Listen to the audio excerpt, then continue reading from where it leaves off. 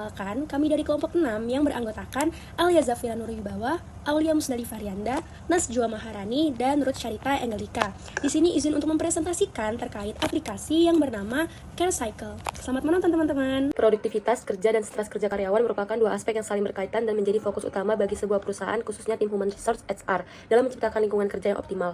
Produktivitas kerja karyawan tidak hanya dipengaruhi oleh keterampilan dan kompetensi saja, tetapi juga oleh tingkat kesejahteraan yang mereka rasakan, mencangkup keseimbangan antara kesehatan fisik, mental, dan sosial.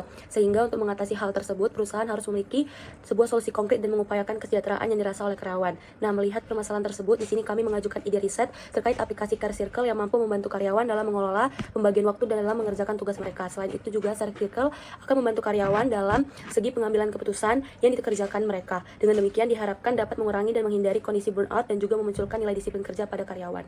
Selanjutnya, setelah mendengarkan latar belakang yang dijelaskan tadi, dapat ditarik dua teori dasar. Yang pertama adalah teori stres kerja. Stres kerja adalah kondisi emosional yang disebabkan oleh ketidakseimbangannya fisik dan psikologis yang berpotensi mempengaruhi perasaan, proses berpikir, dan kesehatan karyawan.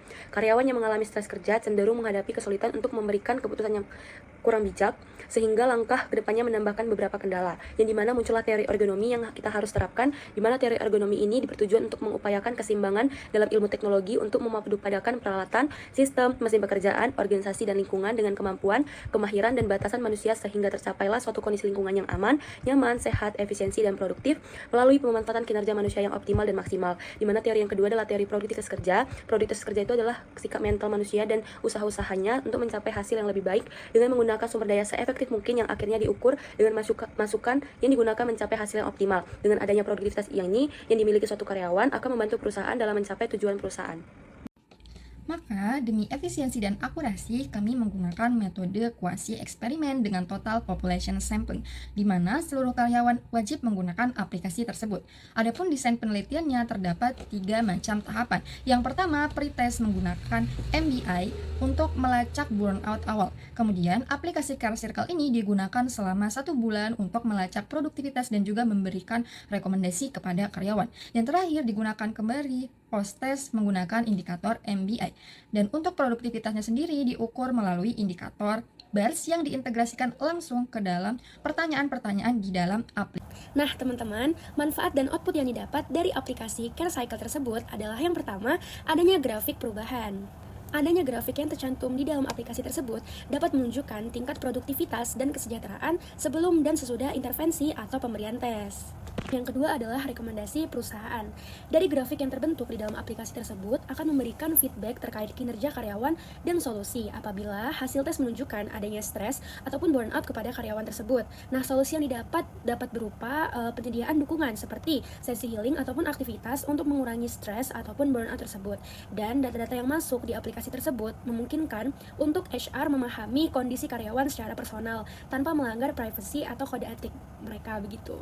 Dan yang terakhir adalah optimalisasi produktivitas, di mana dari hasil grafik yang diberikan oleh aplikasi dapat membantu perusahaan untuk mengetahui karyawan yang produktif dan memahami alasan karyawan yang performanya menurun begitu.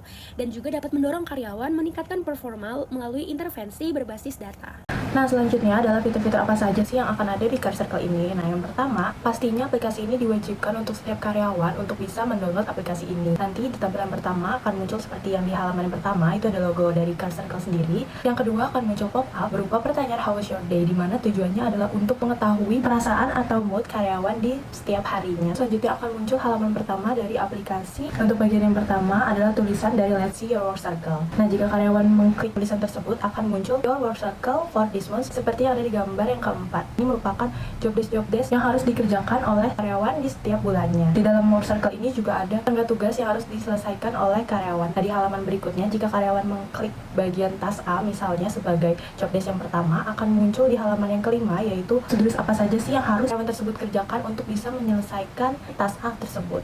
Oke, selanjutnya jika dilihat di bawah Let's See Your Work Circle tersebut terdapat absensi. Nah, absensi ini jika diklik, karyawan akan bisa mengisi absen di aplikasi tersebut juga.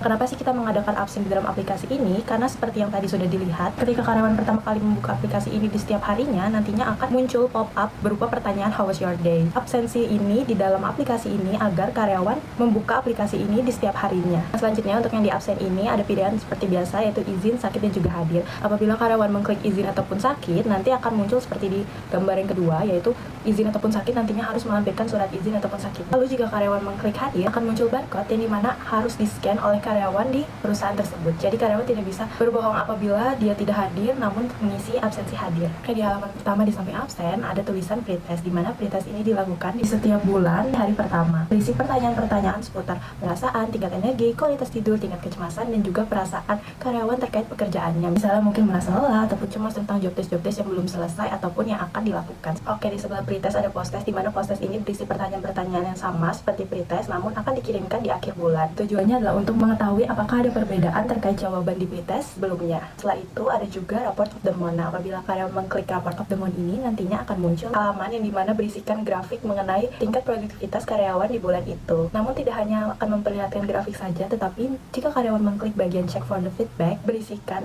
feedback apa saja dari HR mengenai kinerja karyawan tersebut selama 1 bulan itu.